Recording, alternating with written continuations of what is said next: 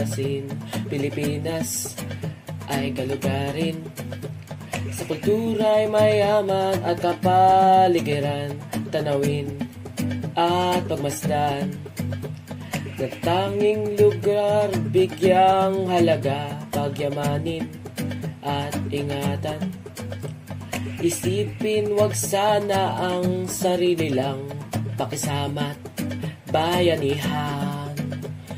Subukan natin isulong at ligawan ang magandang bukas. Ikaw at ako magkasama tayo, salubungin ang kinabukasan.